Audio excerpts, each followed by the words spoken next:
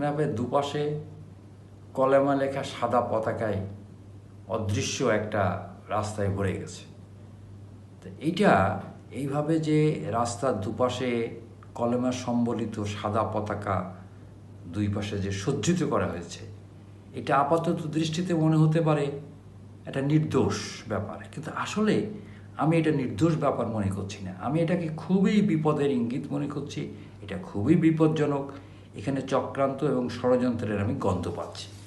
কারণ আমাদেরকে মনে রাখতে হবে যে আইএস যেটা হয়েছিল, যেটা ইরাক এবং সিরিয়ার সমাজ ব্যবস্থাকে তারা বিপর্যস্ত করে ফেলেছিল, এবং এটা আইএসের জন্ম, তারা কিন্তু তাদের পতাকায় কিন্তু কলেমা লেখা ছিল।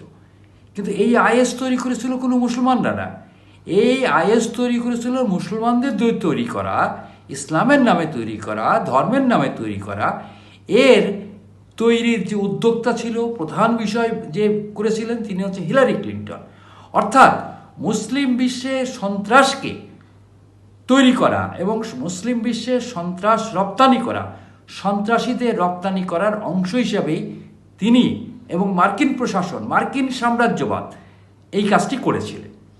এবং তারপরে এটা সিরিয়া, ইরাক থেকে তারা বিভিন্ন জায়গায় তারা এটাকে এক্সপোর্ট করেছে। তারা আফ্রিকার বিভিন্ন দেশে নিয়ে গেছে।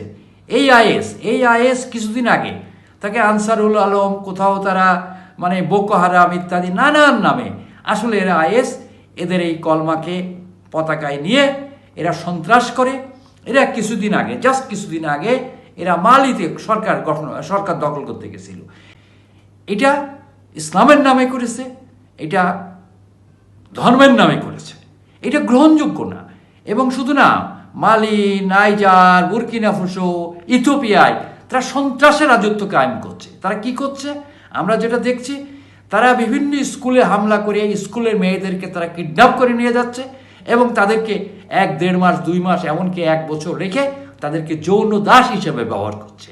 এবং আইএস প্রকাশ্যই বলেছে ইরাকে তারা কি করেছে, ইয়াজিদি সম্প্রদায়ের গ্রামে গেছে, গ্রামের সমস্ত মানুষকে খুন করে ফেলেছে, এমনকি নৃশংসভাবে শিশুদেরকে তারা খুন করেছে। আর যারা নারী ছিল তাদেরকে তারা ধরে নিয়ে গেছে, তাদের ভাষায় এটা বলে যৌন দাসী, আসলে তারা ধর্ষণ করেছে। তা ইসলামের নামে ধর্ষণ, ধর্মের নামে ধর্ষণ, এটা হয় আজকে। তাই আমাদের সচেতন হতে হবে, আমাদের এটা তদন্ত করতে হবে। আমি সরকার এবং প্রশাসনকে বলবো, আমরা আশা করব এটা সঠিক তদন্ত হবে।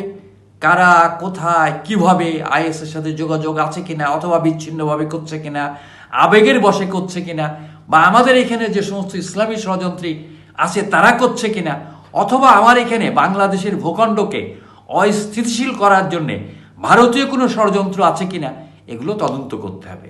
আর বিশেষ করে খুব এমন একটা জায়গায় করা হয়েছে, টেকনাফ, অর্থাৎ একদিকে মিয়ানমার, আমরা মিয়ানমারের রোহিঙ্গাদের নিয়ে বিপদে আছি, সেখানে একটা যুদ্ধের আবহাওয়া আছে, আবার সেইখানে কিন্তু টুপিদারির সংখ্যাও বেশি। এটা খুব বিপজ্জনক। এবং সেই এলাকায় মৌলবাদী সাম্প্রদায়িক সংগঠন, জামাতের শক্তি অনেক।